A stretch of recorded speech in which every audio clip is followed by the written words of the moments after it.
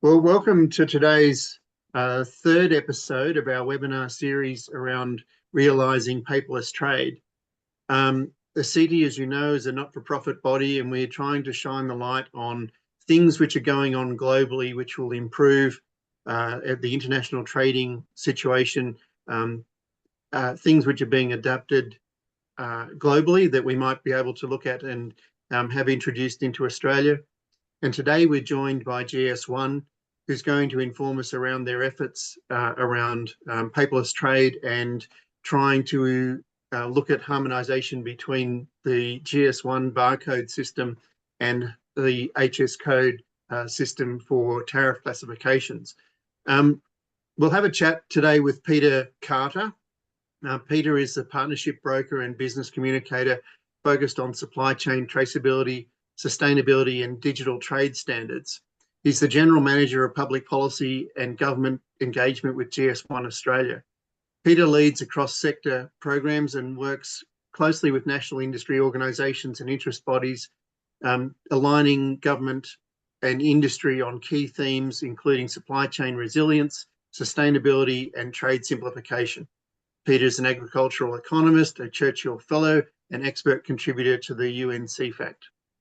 In this session, Peter will provide an overview of past projects and work in progress and helping to reduce complexity with the HS code classification based on GS1 product identifiers.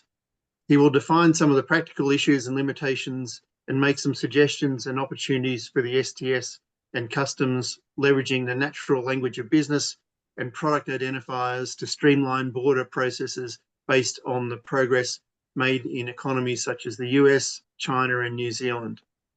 He'll be joined and assisted by Patrick Jonasson as well from GS1, and I'll invite Peter to make your presentation and include Patrick, and then we will have a conversation as usual with the audience. Please use the Q&A function at the bottom of your screen to line up some questions that we can ask once Peter has got through his presentation. So over to you, Peter. Well, thank you very much. I will just grab my slide deck and we'll kick things off. Share screen. We're all very used to it these days, and full screen. Okay, can you see that okay, Brian? Perfect. Thank you, Brian, and Prue, and congratulations again for kicking this series off. I'm certainly finding participating in these sessions is really helpful. Today, as Brian mentioned, I'm just going to talk briefly about cross-border trade data exchange, and I'm going to use HS code auto classification. I'll explain what that means in a minute, just to shed some light on what we can see happening and perhaps some of the opportunities for Australia in simplifying trade systems. I am joined today by colleague Patrick Jonasson, who's based in Malaysia. Patrick is actually the head of retail for GS1 globally. So I'm really honoured that Patrick could join today, and he has vast knowledge and has offered to answer all the hard questions. So thanks for joining. The objective of the session today is simply to define some of the opportunities around better quality data exchange at the border. As I mentioned, we'll use HS code automation as an example, and I'll just like to share with you what we can see happening globally. We know that there's been a lot of interest in this topic in the past. I'm not going to do a detailed presentation on GS1 today. There's lots of messages in here, and I'm certainly happy to take questions at the end of the session. Key messages today is increasingly we are realising that data quality is our focus. We are conscious that there's a super high way of data that GS1 certainly sees every day of the week, information moving through supply chains, and industry registers are a focus of this conversation, and I'll explain what that means in a minute. So there is opportunity with minimal effort and change to business processes to actually do some quite remarkable things with information that industry is already using for cross-border exchange. The third message is that the general view is that data quality provides scope for improved public policy outcomes. We can talk very specifically about risk management and cross-border transactions, or we can talk about revenue collection. But more broadly, is the general principle here is if we can get better access to good quality information, then it creates enormous opportunities for government to tackle a range of public policy issues. And fortuitously, we're all very excited about the customs regulatory sandbox having finally passed through all the required steps in Parliament, and the next few years look very exciting for Border Force and customs to experiment and to make some of the steps forward that we've all been waiting for years. As I mentioned, I'm not going to provide a lecture on GS1, but as a global non-for-profit standards body, we're very actively involved in cross-border trade with 116 odd offices around the world and supporting all of our members move product. Today, I'm going to concentrate on a thing called verified by GS1 registries. And just to give you a sense of the information that industry maintain to support existing supply chain and cross-border trade activity, there are now almost 500 million global products registered in GS1 registries. And I'll explain a little bit about how that works and what it means for customs processing. As of about 3 or 4 weeks ago, there was 500,000 Australian products registered in verified by GS1. So that's Australian products that are registered. So across 150 countries, 2.5 million organisations, many of whom are involved in cross-border transactions. That little barcode on the right-hand side is the original juicy fruit. Now it's over 50 years ago now that these identifiers were applied to products that essentially to improve the way that information was being conveyed across borders. It's only in recent years that the opportunity to take those product identifiers and use them to support cross-border trade has been a real focus. Now, GS1 doesn't exist everywhere. There are certainly many products that don't use GS1 identifiers. Commodities, for example, vehicles use VIN numbers. But across the fast-moving consumer categories, it's almost ubiquitous. And the only terminology that I'll make reference to moving forward is global trade item number. That's another way of saying the barcode number. It's the number that identifies the unique product.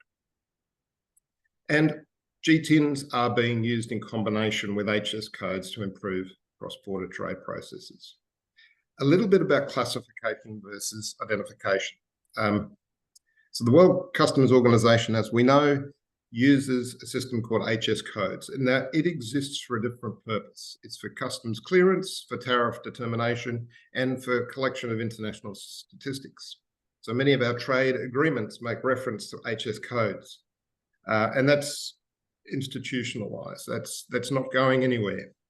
And it's quite compatible and coexists with product identification that I'll talk about in a minute.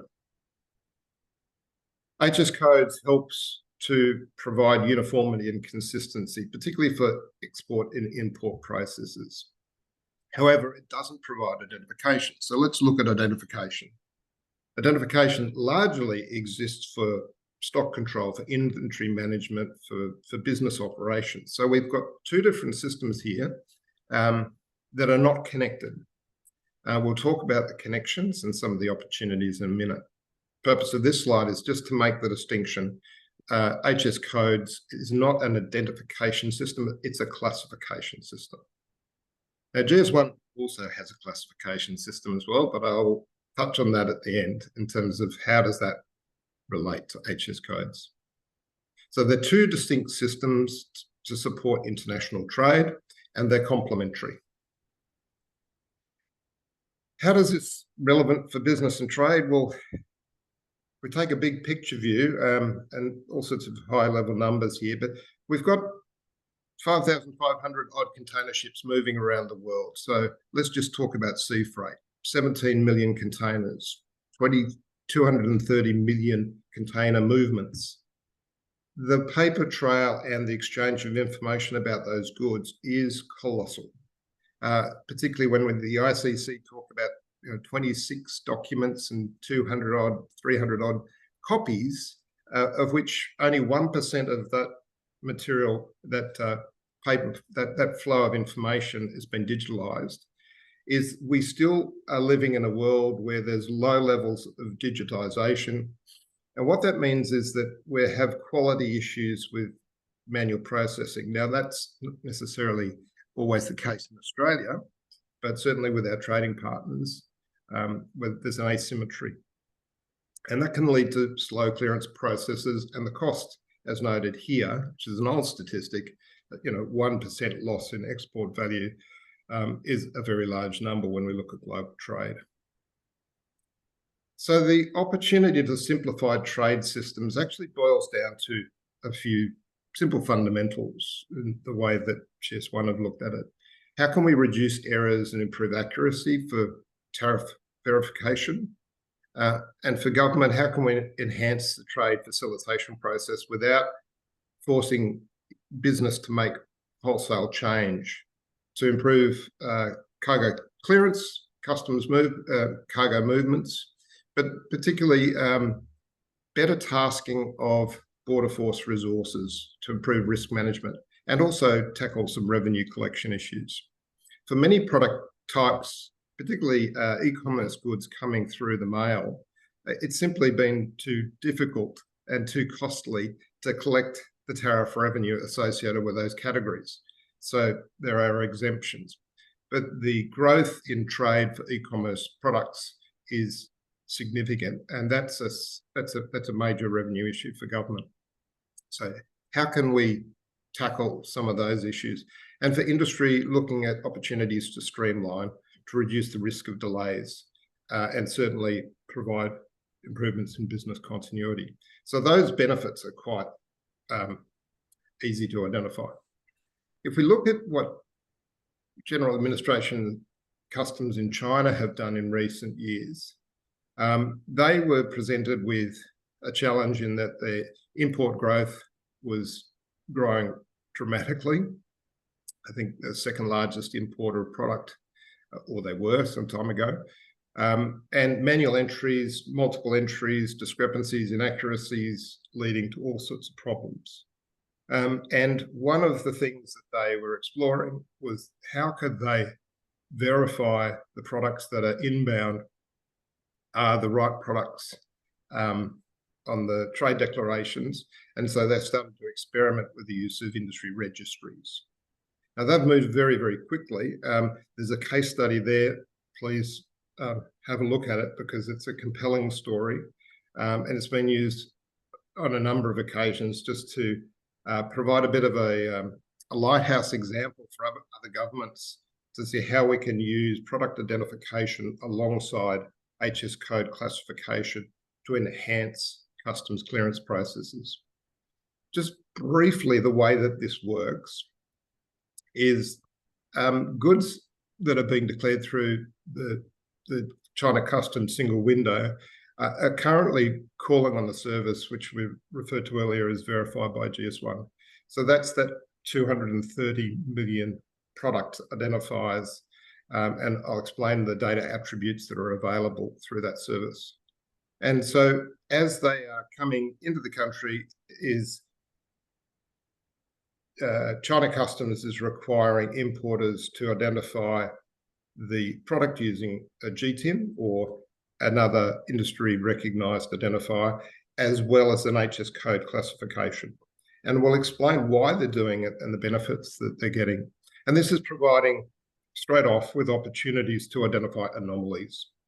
So goods that are the same good that is coming into the country that is being given a different HS code classification is an obvious one to call out. And as of 1st of January 2022, GTIN has now been made mandatory for certain categories of goods coming into China. And that's actually growing. There is a website reference, so excuse the poor quality image, but this is of a China Customs website. Let's talk briefly about HS code auto classification. And this has been a topic for discussion for many years. I wanted to share with you, Brian, just three stories, three experiments, if you like. And I'll just speak to this slide briefly. How are we going for time, Brian? Keep pushing on. Firstly, GS1 has been very much aware and driving initiatives to try and harmonise and to leverage product identification with HS code classification. And some significant work was done in 2017. On the left-hand side, it used a fuzzy matching methodology to try and reduce the cost of tariff classification. And that was really using the GTIN in combination with the GS1 product categories, as well as HS code descriptions. And it used elastic methods, which were sort of keyword searches. It was fairly an elementary process. And it showed, and they also experimented with some AI tools and developed some prototypes. The outcome of that work, that was discontinued largely through to funding limitations, was that the AI prototype was certainly showing promise. The second major piece of work that's been done in recent times by the World Customs Organization and the team that's referred to as BACUS have been focusing on pairing HS codes with commercial descriptions. So as those entries are made, the standard text entries are being matched with the HS code classifications, and it's largely to build an HS code recommendations engine. And I'll give you an example of what they've created. And there's an online prototype that's still active today. And I'll provide you with a link if you're interested in exploring further. The more exciting development that I mentioned earlier is the work being done in China. And that is, if you like, taking the HS code business as usual processes, but simply requiring the GTIN as originally it was a preferred optional data element, and now it's mandatory for a number of product types. And the objective of China Customs was largely to identify anomalies and deviations in their entries. However, what they have systematically been doing and have offered to share with collaboration partners, including Australia, is to develop knowledge graphs. And this initiative looks as though that it's likely to be the more successful approach. And in saying this, I am also very conscious that there will be many customs agents and others experimenting with natural language and semantic systems, the chat GPTs of the world, if you like, to develop their own systems. Briefly, the fuzzy matching examples that were developed by GS1 that haven't proceeded provided some useful results that were very similar to the BACUS team results. BACUS team have invested much more significant amounts of money. The example there that you, if you choose to, either now or at a later time, will take you directly to the website where you can see that a description of goods can simply provide a matching with a probable HS code classification that is relevant. So it's largely a productivity tool to assist for 6-digit HS code level prediction. And lastly, as I mentioned, the work being done in China around developing knowledge graphs has delivered quite significant benefits already, as reported by the Chinese government, and has been mentioned in most recent 5-year plans. So there's certainly an intention to build on this capability, which is very positive. If I was to summarise the learnings of those 3 examples, I'd say that there's certainly strong demand for an HS code auto classification system. It would be unfortunate if there were many of them, because there probably only needs to be one of them that could be modified for different countries. But there is, to the best of our knowledge, no current solution that provides what industry is seeking. There are definitely challenges matching different product classification systems, and we can certainly talk about that. And Patrick Johansson's had some experience in that area as well. And the area that's showing the greatest promise is the combination of AI learning systems and product registries like Verified by GS1. I'll just call out the bottom note is that I think if we'd spent $1 for every $100 we've spent on blockchain, we probably would have tackled this one as a trade facilitation initiative. But it's not too late. There are definitely research opportunities to support industry to solve this problem, and organisations like Data61 and other universities certainly have the capacity and the tool sets to be able to do that sort of work. It's not the sort of work that GS1 would likely fund on its own, and it's very unlikely that industry groups would see the value in doing it themselves. If I just break down what is actually included in the Verified by GS1 registry, this has been a global initiative now for the last 3 or 4 years, and is proving to be very fruitful. Some very significant numbers of products that are being registered. And I read something along the lines of several 100,000 products are being added per week. There are 8 data elements. You can see the brand name, the company name, the product identifier, the product description. You can see product image URLs, product categories, net content, units of measure, and country of sale. So those are the key data elements that are provided in the global registry. Currently available, free to access, and there are APIs that are currently available. The image libraries in particular, opportunity obviously for visual inspection and for customs processes for validation. The simple application and the low-hanging fruit, which has really been a focus for China, is positive identification using GTIN to develop those registries for admission decision support. So simplified story here, obviously goods that are being entered in January that perhaps are examined on arrival because that GTIN hasn't been identified previously, or it's coming into the country through a different economic operator, might be inspected. And then building that history at a GTIN or a product identification level for prior inspections and known examinations. And so this is the model that is being developed in China and progressively elaborated. And certainly there's no reason why Australia couldn't be doing a similar sort of thing.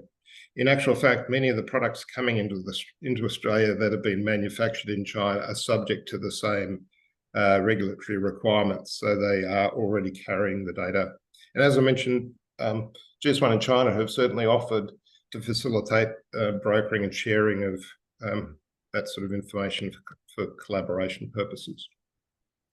Just 2 more slides and I'm done, Brian.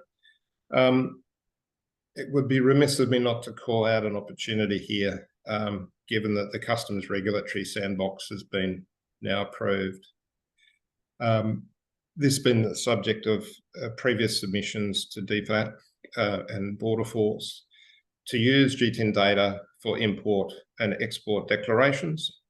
So it would be business as usual with respect to customs brokers classifying goods. So no suggested change there, simply making the declaration of GTIN a optional and preferred field, perhaps in a simplified import or export declaration, as has been introduced in New Zealand last year.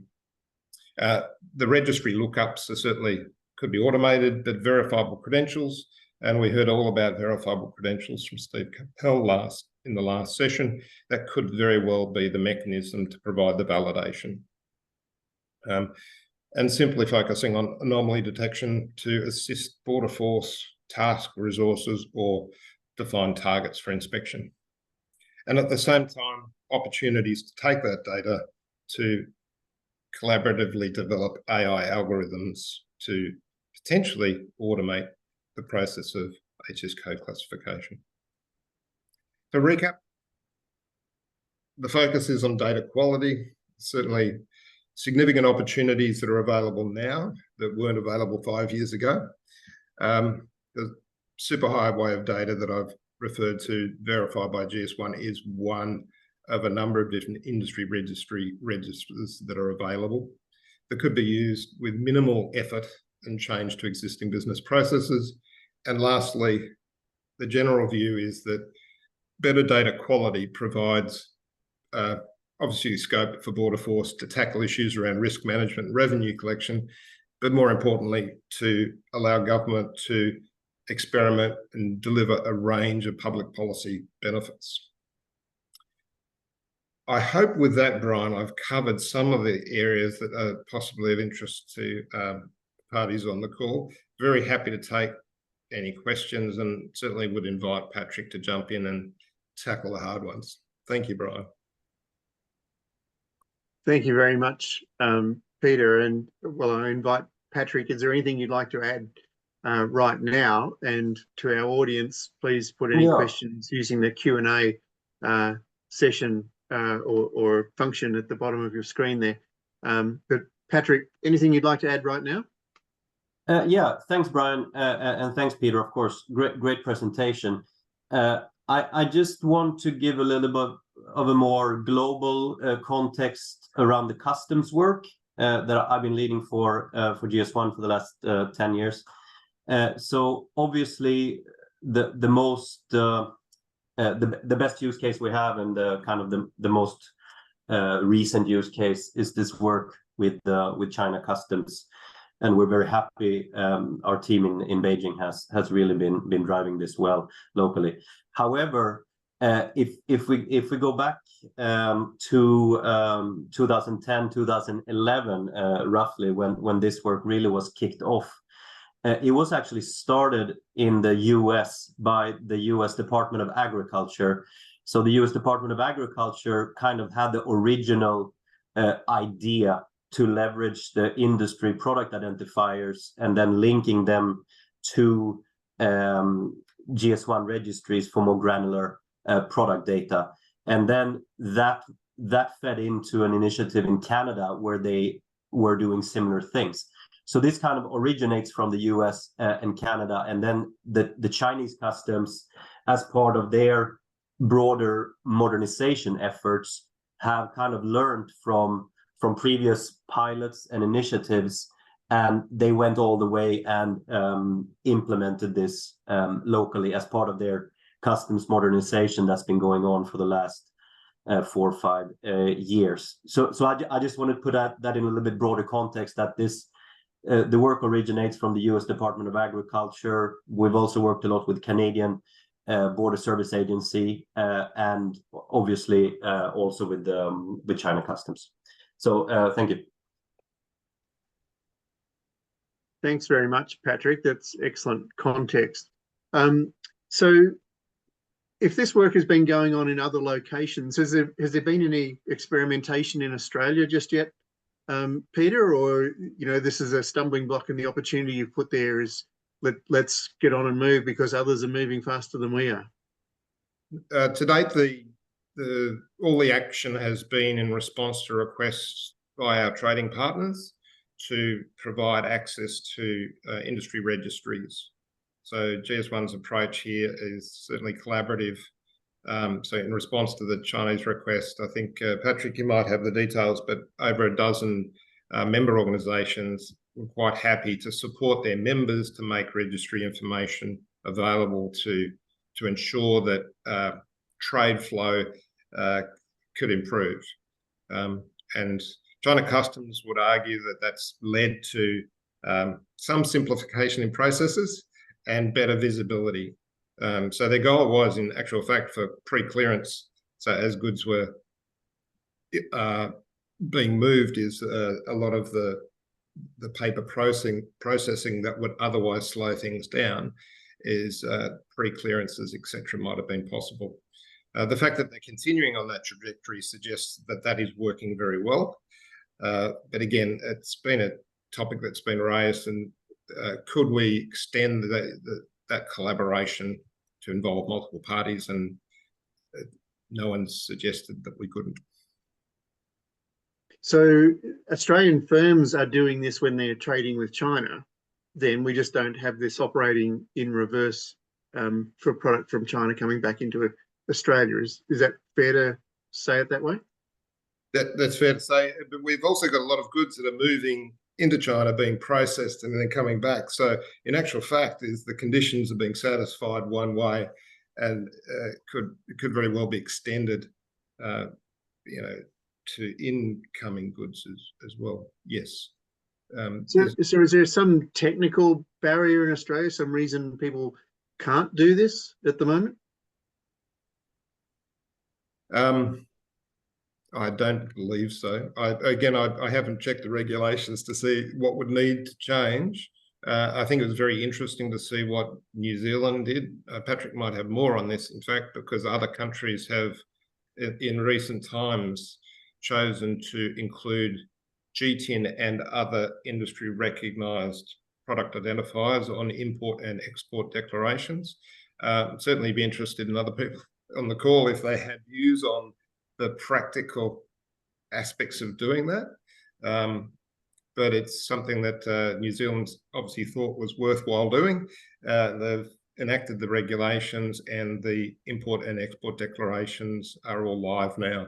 So, yeah, it would seem to be a fairly straightforward process, and probably something that would definitely simplify trade, but it hasn't yet been put on the agenda for consideration in Australia.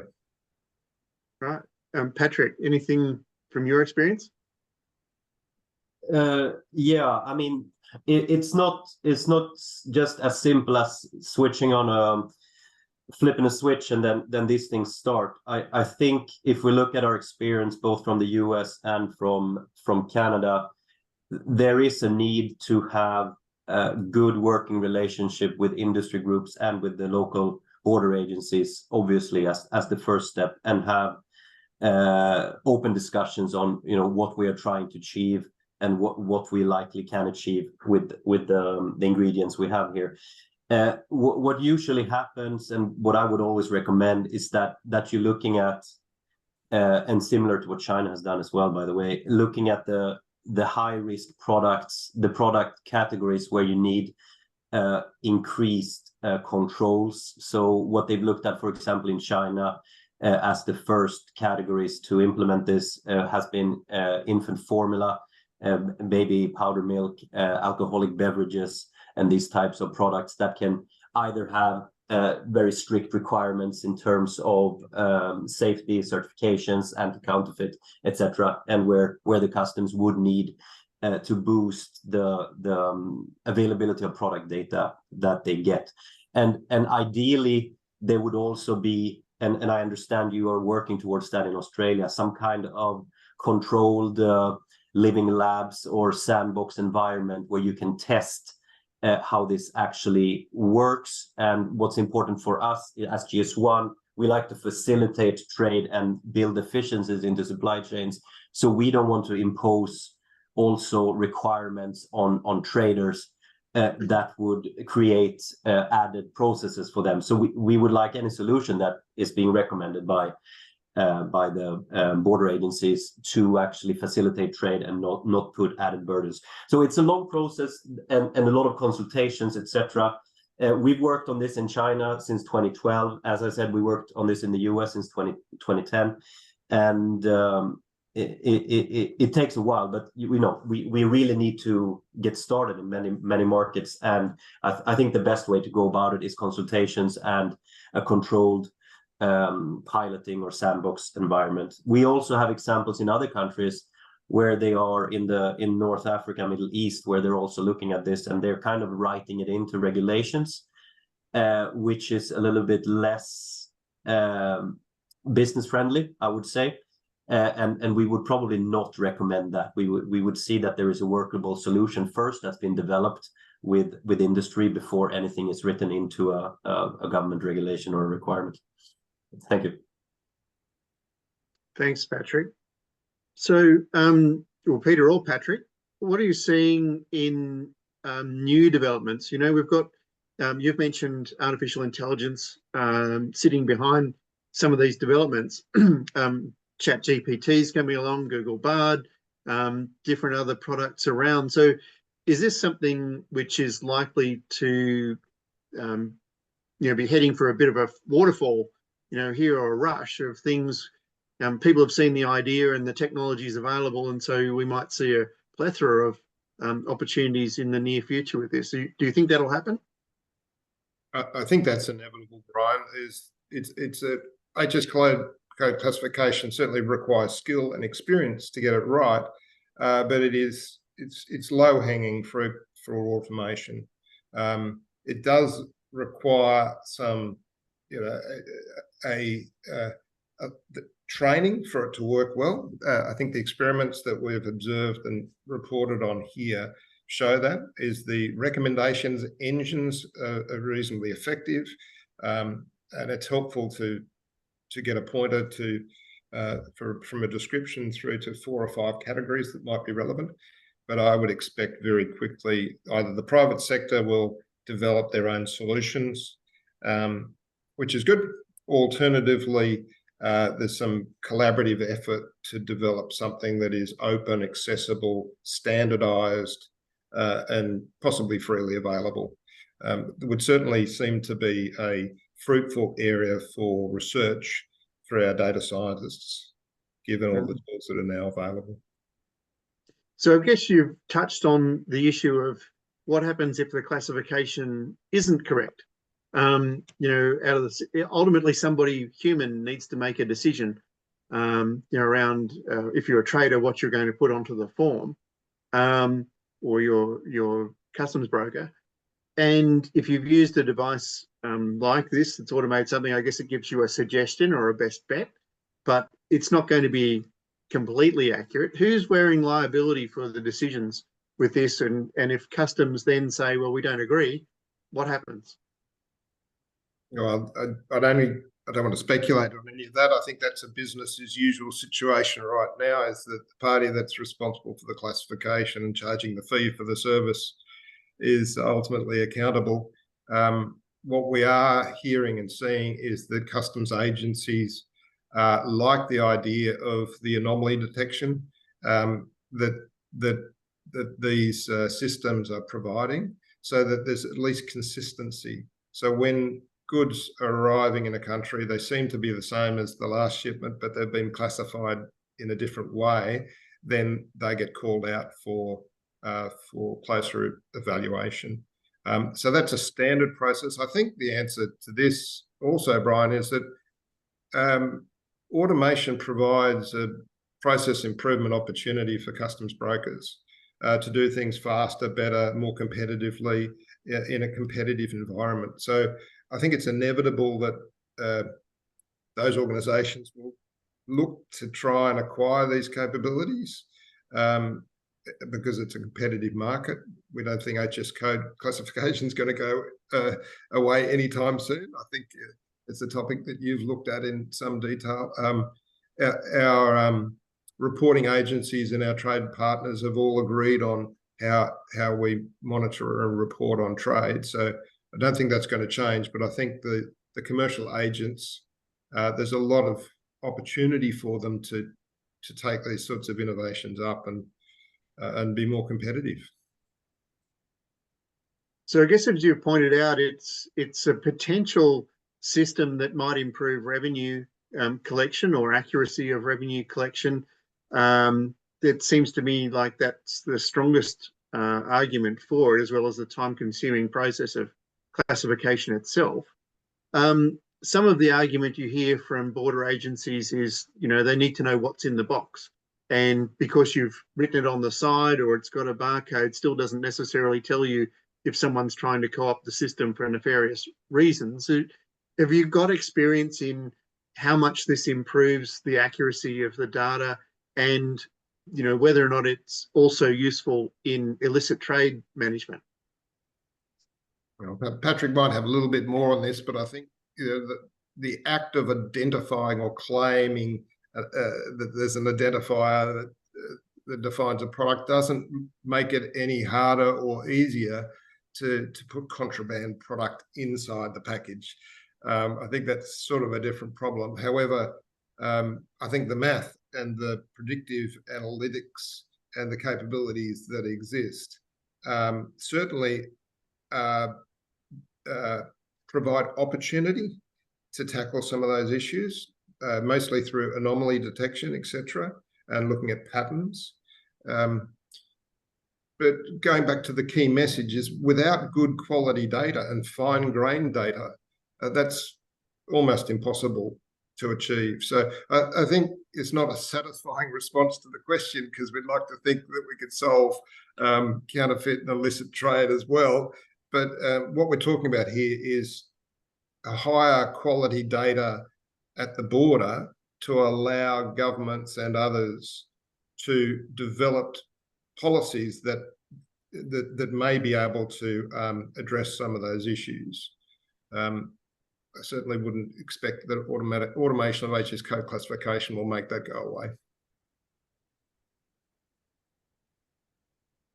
Good. So you've mentioned some research opportunities here. What would you like to see happen now? You've got better than experimental offshore. You know, what do we need in Australia that would help? Look, I could be careful what I say here, because I've had the pleasure of working inside some of our amazing organisations like Data 61, but also amazing universities. I would love to see them throw that expertise at this problem, take advantage of all of the industry data that exists through services like Verified by GS1 and other services. You know, they're freely available data sets. I would argue that it's actually in the public interest that some of this work should be done. So we have world-leading capabilities when it comes to data science. It would be nice to see some of that balanced out to tackle, you know, this issue, because it's a solvable problem. And I don't think we should leave it up to industry to sort it out, frankly. I think there's significant public benefit, even if we make a small dent on illicit trade, narcotics and other undesirable products coming into the country. I think it could be justified on a public interest argument alone. But certainly there's a public and private benefit for getting HS code automation sorted out using product identification keys. I guess what's occurring to me as well is the capacity to scan those barcodes, and that the barcodes are also granular according to size. So individual product as well as packaging sizes and what have you. So the more it's being scanned with the same information and confirmation it's the same information, is the less the opportunity for somebody to act in a nefarious way, perhaps.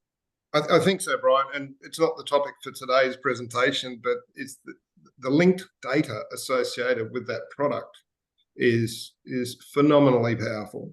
Is that I did mention that, you know, there are 8 data elements associated with the registry, the Verified by GS1 registry, but linking to an unlimited and infinite amount of information through standards like GS1 Digital Link provide an enormous opportunity. So we can start tackling, you can associate country of origin claims and statements at a product level, or ESG credentials, and all of the other requirements that are coming at us for digital product passports, is that we can associate all that information using product identification. So I think that's the future that we're looking at, and it's moving like a locomotive in terms of industry loading up information so that it can be publicly accessible and it can be verified. Very much in line with Border Force directions around data validation, and certainly initiatives to simplify trade. Thanks, Peter. Now we've got a question, Brett Williams, and this is important because we need to be aware that the audience isn't always familiar with what's going on. So it's really a clarifying question around, is a GTIN number, GTIN, the Global Trade Identification Number, system an improvement upon the HS classification? And does the G10 number correspond with some digit level of the HS system? Well, just to go back a little, so we don't want to confuse a classification system with an identification system.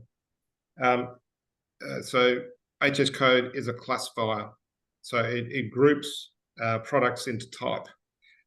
And without going into a lot of detail as to how that's done, it's used largely for roll-up reporting.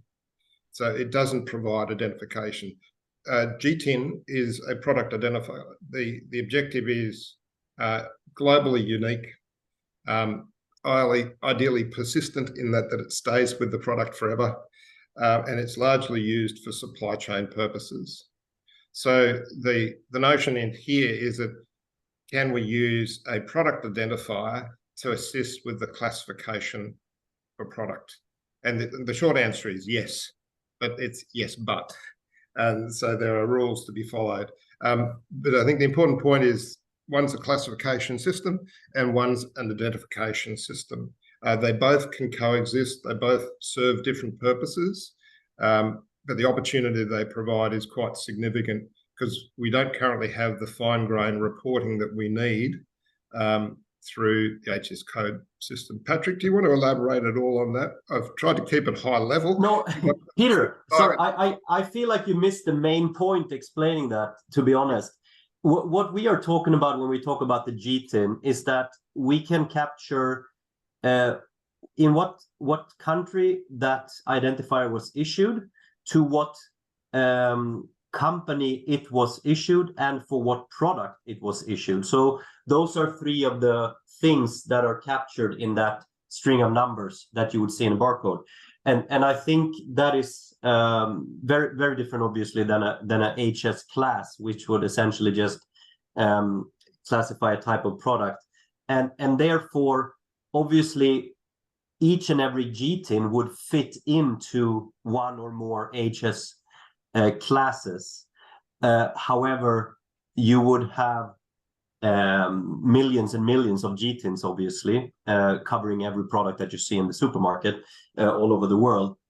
So to make that specific mapping is obviously an enormous task. And just to go back to the China case, so what China is doing, and this maybe answers the question also, is that they are only mapping the G10s that are being imported to the Chinese market to the HS code. So they know that each G10 number matches a certain HS based on admission decision history, and that will make them carry out more astute decisions for risk management in the future. Thank you. And I guess my own take, just to add a little bit, is that harmonized system codes are used for the entry and exit points of nations in international trade, and then for the classifications associated with the application of tariffs and the collection of statistics, the way statistics are collected, etc. And I think, as you pointed out, what you're dealing with is business commercially uses barcodes to do that, not HS codes, but customs use HS codes. And so there's a cost in administration of somebody doing that classification process. And the point of the conversation is whether or not that can be automated, and you're demonstrating it clearly it can be, at least to a certain extent, and across a product range that's potentially relatively safe or relatively high value for doing it. So I hope that helps the audience to better understand a little bit about what we're talking about here as well. So where do you take this now? Companies are doing it. Companies are moving because China is already doing it, or New Zealand is already doing it, or the United States is already doing it. Australian firms have got their barcodes. They're putting their information associated with that into the various registries. How is that data being moved, across and between economies? Is that how is it subject to privacy laws or other things? And again, Brian, without going into a lot of detail, and it won't be immediately obvious to everyone on the call or whoever listens to the session, is that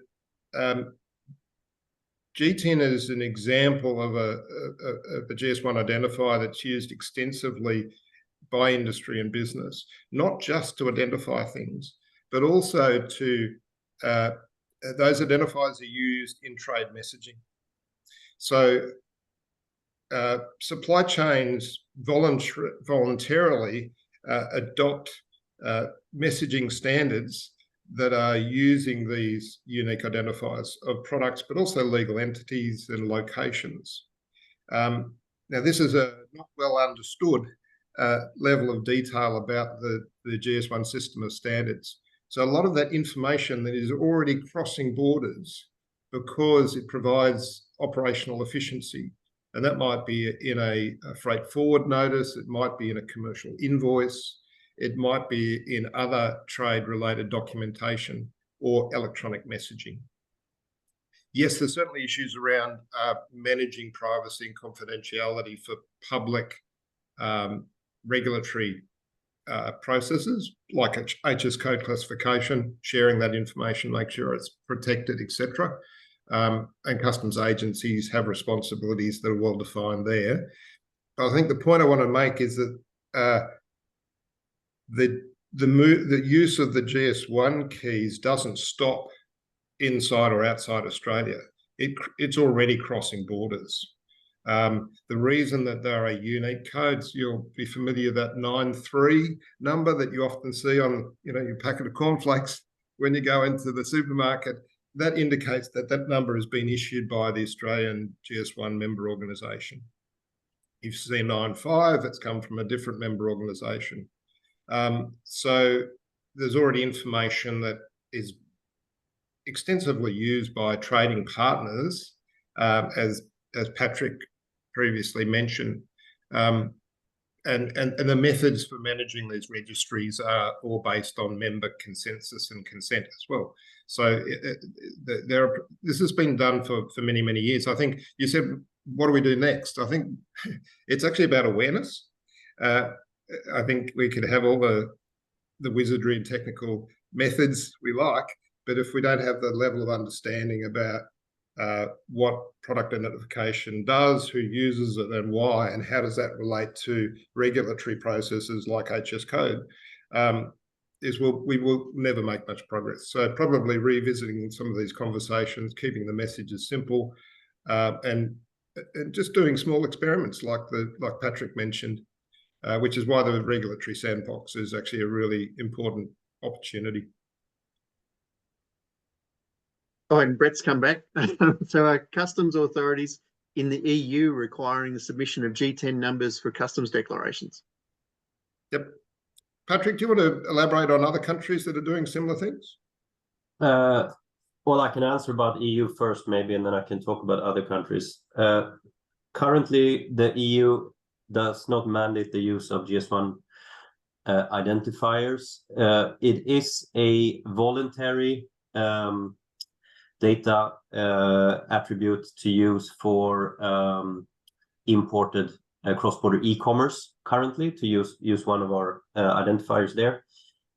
We are expecting that as new requirements are coming in for circularity and sustainability purposes, that the border agencies in Europe will be checking the compliance to ESG certifications of the products that are coming in. We're talking about sourcing of raw materials, recyclability, and these types of things. And we do expect that potentially GS1 identifiers will be written into those regulatory requirements.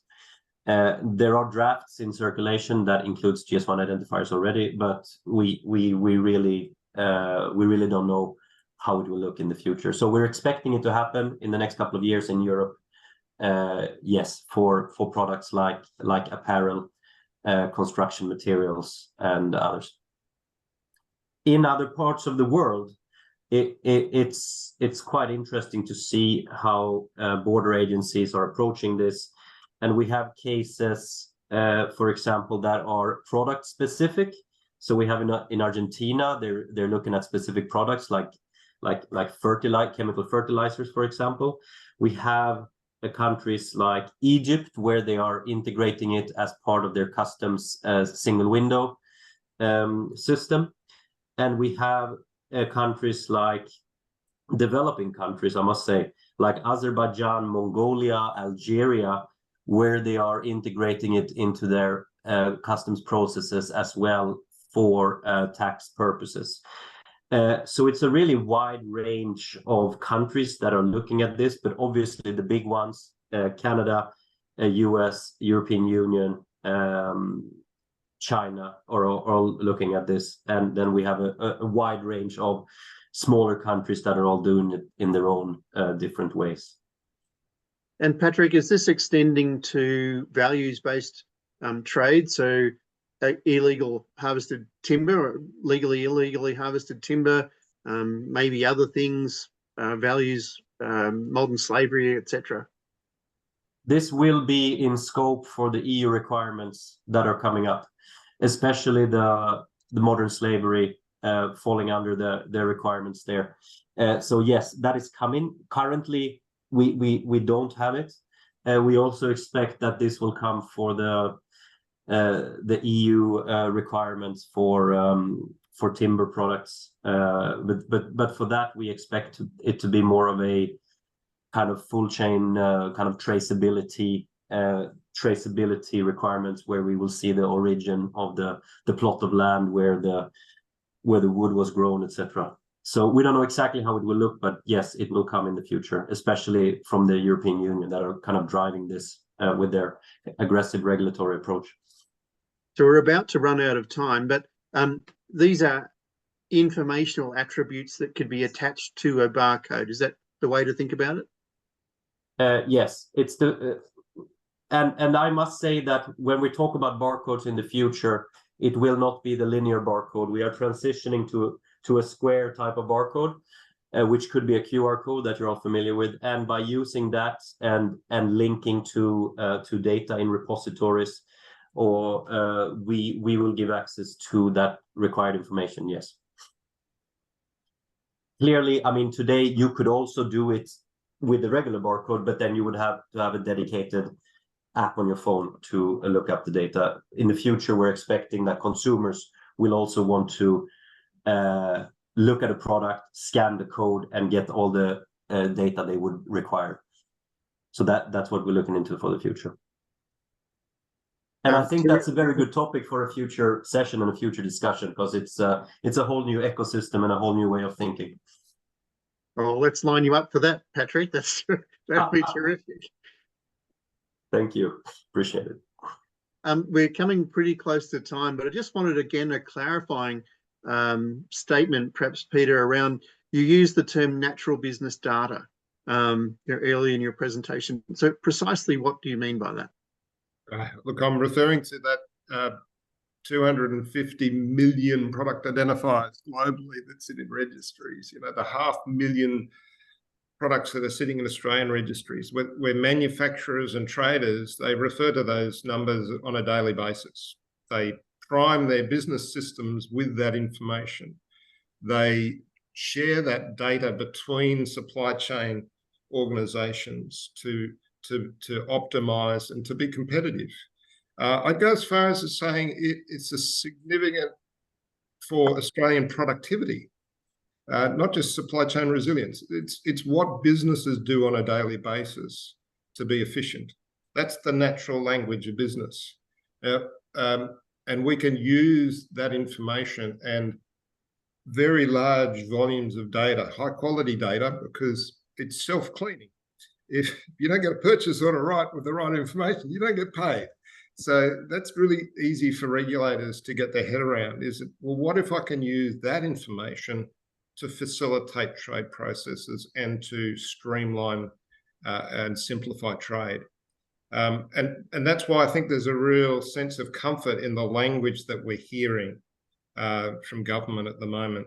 But there's a lot of learning required, and I congratulate you for facilitating these sorts of sessions and sharing this information, because it's, you know, nothing's going to happen if we don't get the foundations and the understanding right. But the beauty here is that we don't actually have to build enormous new expensive systems. We simply take advantage of what we already have, and build on what we've got. Thanks, Brian. Thank you very much, Peter and Patrick. It's been a terribly interesting session, and hopefully we've enlightened a few people around what barcodes are and what they're capable of doing, and where they might lead us in terms of international trade and compliance arrangements as well. Thank you very much, Patrick and Peter. Thank you very much to our audience. Next week's session will be with Andrew Hudson, who's going to talk to us about opportunities for reform of the Customs Act. Perhaps another spot, Peter, maybe that's one of the things you could have a few questions lined up for. But thank you, everyone, and good afternoon. Thanks, Thank Brian. you.